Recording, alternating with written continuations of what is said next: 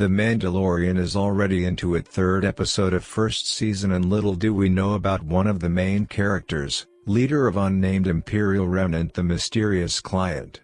Welcome back to our channel, and don't forget to like this video and please subscribe to our channel for future Star Wars content.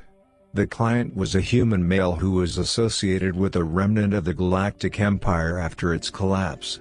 In around 9 years after Battle of Yavin, he and the scientist Dr. Pershing hired the bounty hunter known as the Mandalorian to recover a child for them from a group of Niktos on the planet Arvala 7.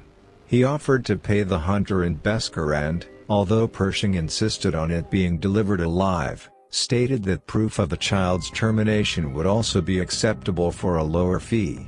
Greef Karga, head of the Bounty Hunters Guild, was informed of the job being available. Although rather than the traditional puck and chain code being provided, the client wished to meet the hunter who accepted the job face to face. Karga then informed the bounty hunter known as the Mandalorian of the job, and the hunter accepted.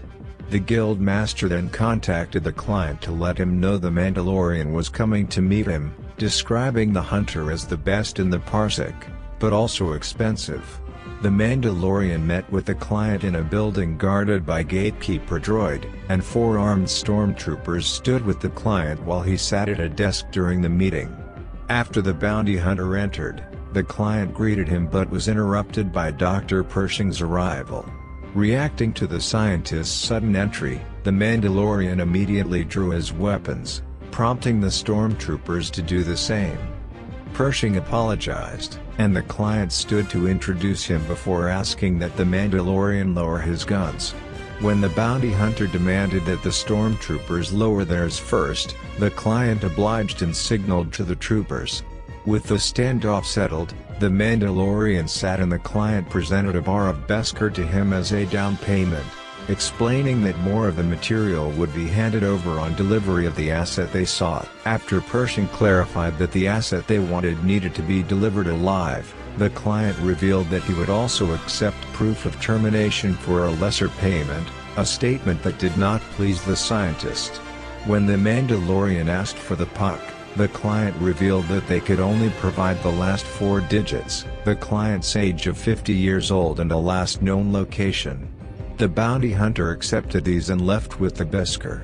The client remained calm while the Mandalorian and stormtroopers drew arms in his presence and were willing to have his men lower their weapons first. Despite having previously agreed with Pershing that they would require the asset to be delivered alive, he offered the Mandalorian the alternative of termination, and claimed to be being pragmatic when Pershing complained.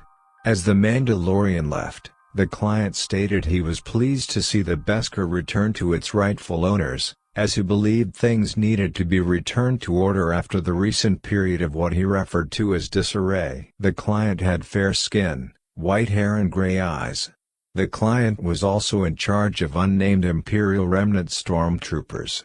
Remnant stormtroopers were stormtroopers that once served the Galactic Empire. Employed by fragments of the former regime, they were able to gain footholds on distant worlds, securing what little power they had left. However, as a result of the Battle of Endor, the once pristine and uniform ranks of the Stormtrooper Corps resembled a ragtag army of mercenaries for lawless gangsters. What do you think about the client?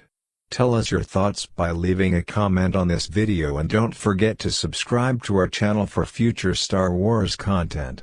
Until next time, may the Force be with you always.